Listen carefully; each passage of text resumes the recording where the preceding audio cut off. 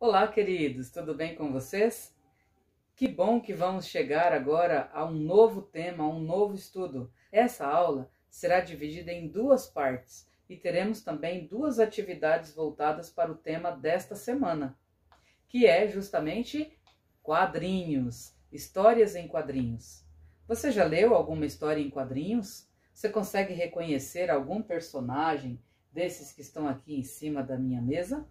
Certamente que as histórias em quadrinhos, elas são muito mais antigas do que esses papéis que aqui estão. Na verdade, os homens das cavernas já utilizavam da imagem para se comunicar com outras pessoas.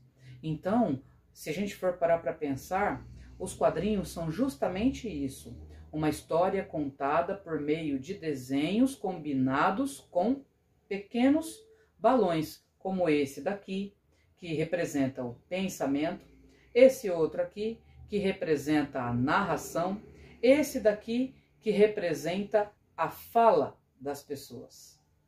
Bem, mas os quadrinhos mesmo, né, como nós conhecemos hoje, utilizando esses balõezinhos, eles foram utilizados a partir de 1894 com o autor Richard Outcault. Começou a desenhar um menininho com algumas características de chinesinho que foi conhecido por muito tempo como The Yellow Kid, ou a criança amarela. Isso porque ele utilizava uma camisola amarela. E olha, as inovações não param por aí. Você acredita que ele já conseguiu publicar os quadrinhos dele já coloridos, e isso em 1800 e pouco? Uma grande inovação.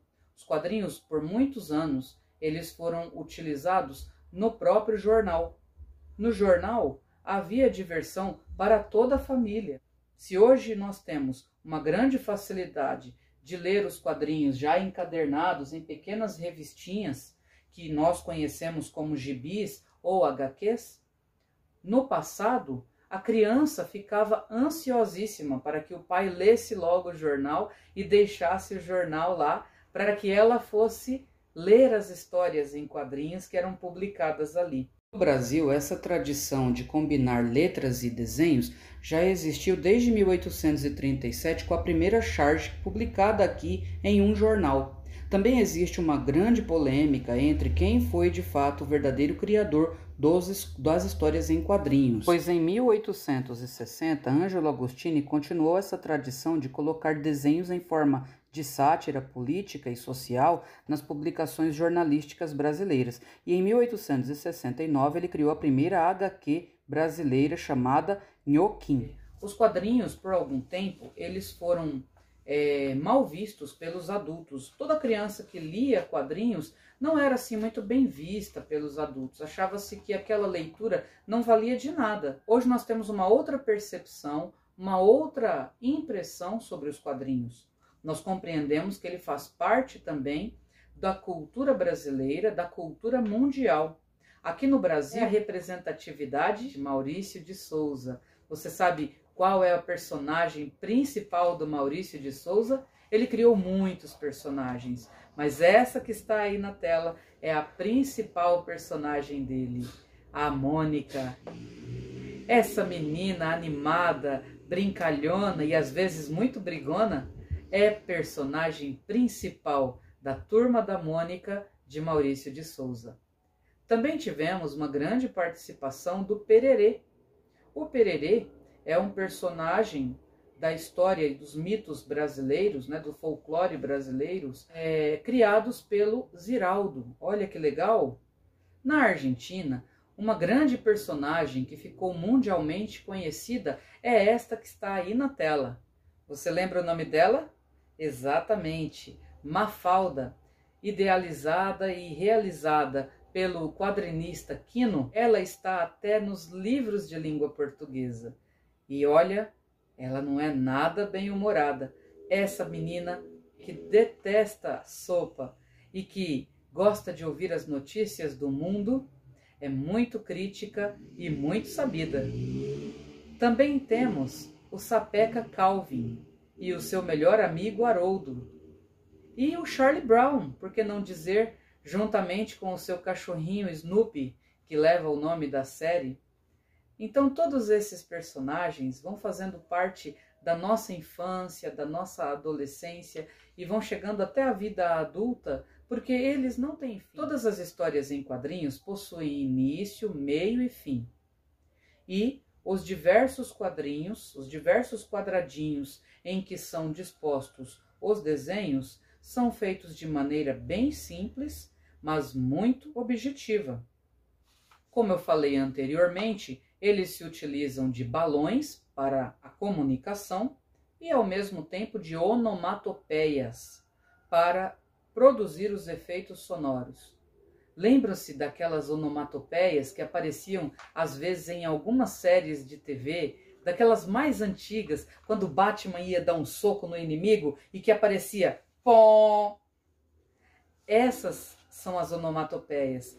São as tentativas de reproduzir o som das coisas. Vou mostrar para você rapidamente alguns relatos incríveis e coisas emocionantes, porque as histórias em quadrinhos elas podem ser alegres ou elas podem ser tristes ou então reflexivas. Vamos ver algumas?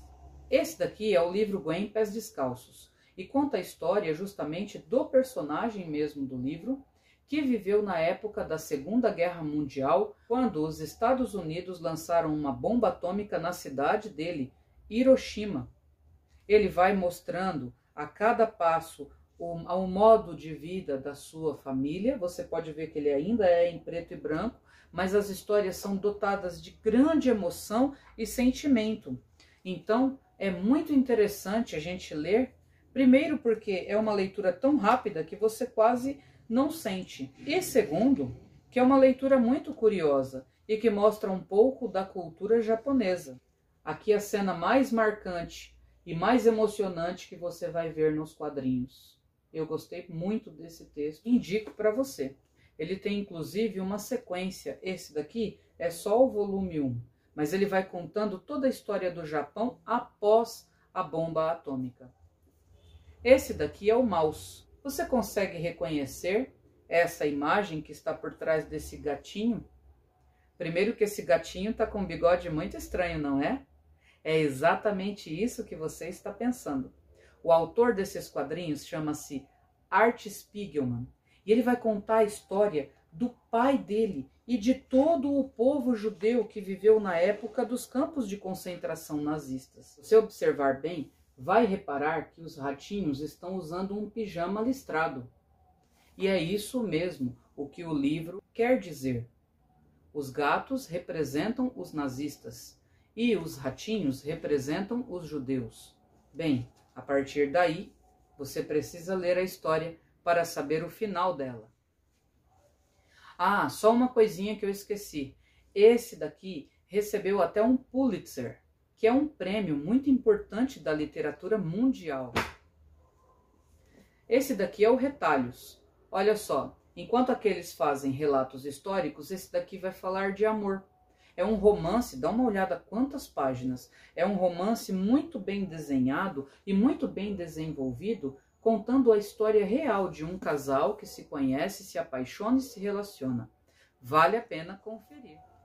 Hoje em dia, para popularizar ainda mais a literatura, existem as produções e as releituras das obras clássicas brasileiras, da literatura brasileira, assim como nós temos aqui Euclides da Cunha e Os Sertões. Olhe bem para esse livro. Veja quanta expressividade apenas na capa. Esse livro é um livro enorme que conta a história da viagem que o Euclides da Cunha foi fazer para os interiores do Nordeste.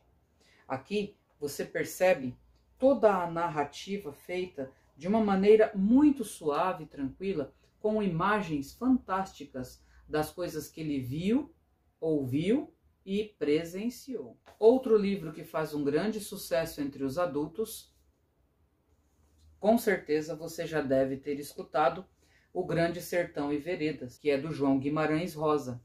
Esse livro fala um pouco sobre as histórias do Nordeste e ele já tem até, olha só, uma corzinha diferenciada. Muitos desses livros foram distribuídos nas escolas públicas estaduais e municipais para facilitar o seu estudo, a sua leitura e o seu contato com essa literatura fantástica que é a literatura brasileira. Vale a pena conferir. Muito bem, estamos chegando ao final do nosso vídeo. Nós vamos ficando por aqui e na próxima aula eu vou dar uma dica importantíssima para você. Não perca, espero você. Aquele abraço, tchau, tchau!